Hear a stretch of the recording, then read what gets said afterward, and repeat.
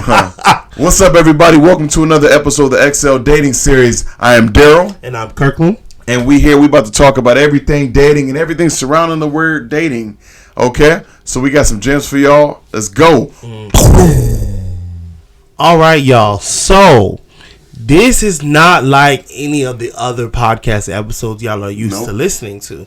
This is my second installment of podcasting. So this one is going to have a different element to it. I wanted to do a podcast where I'm focused on changing the hearts and minds of men.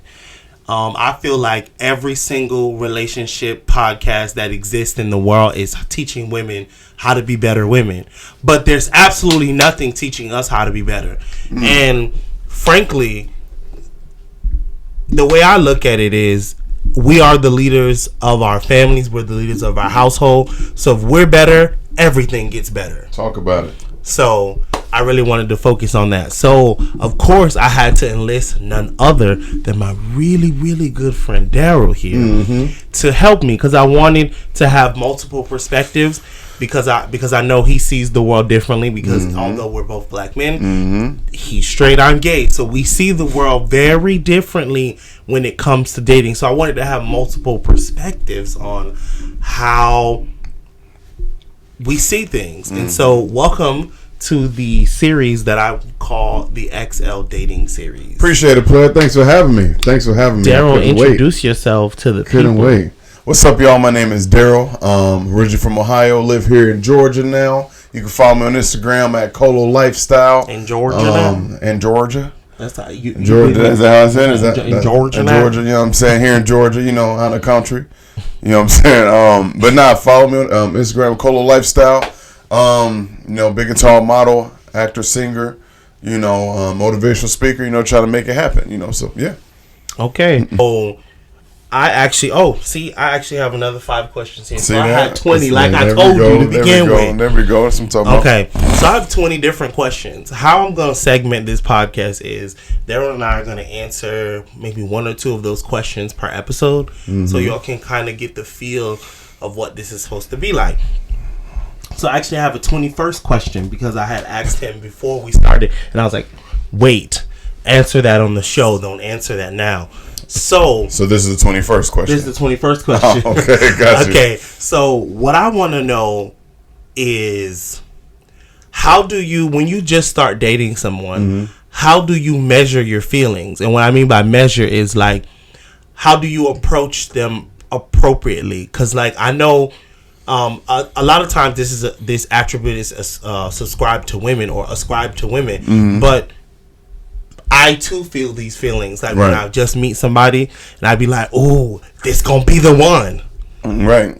But the other person you dating, which is, you know, in most cases the man, he's like, "It's alright, it's cool, right." So, like, how do you do that? Like, how do you measure your feelings that way? How do you, like, it's alright? Good question. Well, I would say, first off, sometimes we go into something like, if we're currently in the period of feeling lonely, right, and in the need and the want of companionship, the first person that comes along, we're gonna be like, oh, this may be the one, because of the, you know, us wanting that sort of type of companionship. Y'all do that too? I mean, yeah. I mean, we've talked. I mean, people think about. You know, it just depends on what space you're in your life. What space you're in your life? You know what I mean?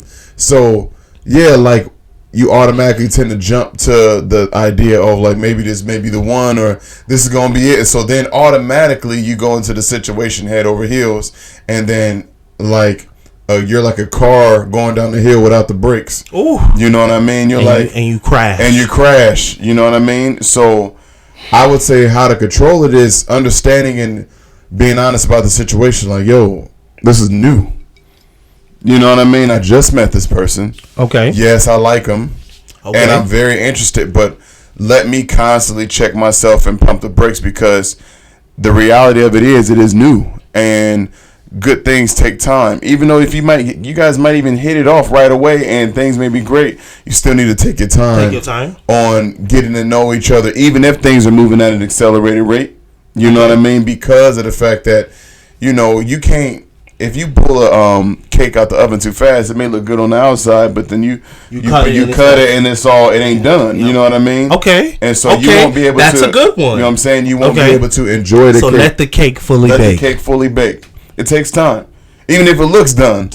Even if it's in the beginning and you may think like, okay, damn, this is it. We here, we connected, and this is good. I ain't even feel alive. You know what I'm saying? I don't even like that answer because it's so true. It's so true. Because I have been notoriously known to pull the cake out of the oven after 5 minutes. Yeah, keep the cake in the oven, man. Knowing that it needs to be in there for an hour. Mm-hmm.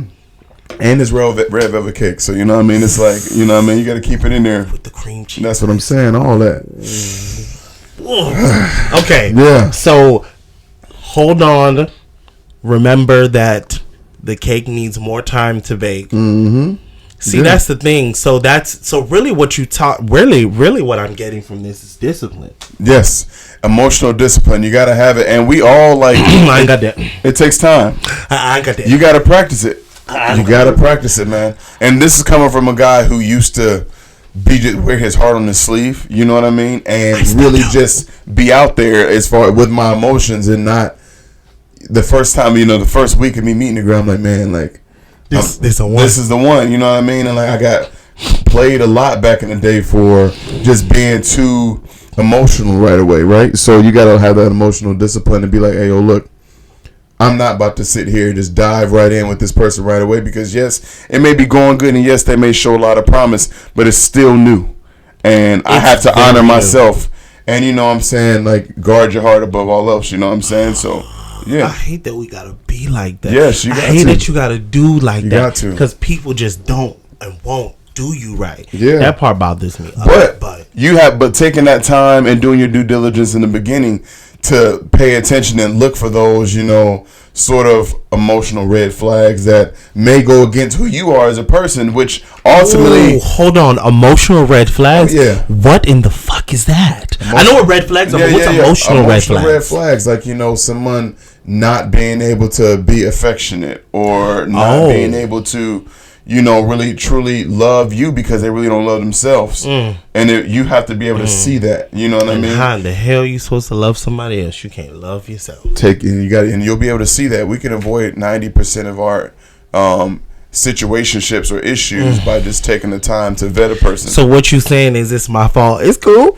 Hey, dog, I mean, it ain't your fault. I mean, because ultimately you can, and sometimes, dog, to be completely honest with you, like, you can be as cautious as you want to be with a person.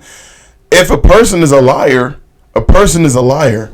So sometimes you're going to have to sit there and, find out the hard way because some people are really good at putting on that 90%. Front. 90%. You can't say 100%. You know what I'm saying? Like, but doing your due diligence and vetting a person will, like, save you a lot of time and heartache, right? Okay. But you can't avoid everything. You know what I mean? It's... no matter how cautious, it's gonna be those experiences that you have. To box with the air. Right, and you can't box. You can't do that. I mean, you could, but you know what I'm saying. Who wants to do that? So to avoid you having to, lay hands on somebody the unholy way. I said the air. That's why I said the air, not them. Right. But you can't be hitting people in these streets. You can't be hitting people. You know what I'm saying? Like you have to, honor yourself by taking your time. Okay. When getting to know somebody. Okay, that's a really good answer.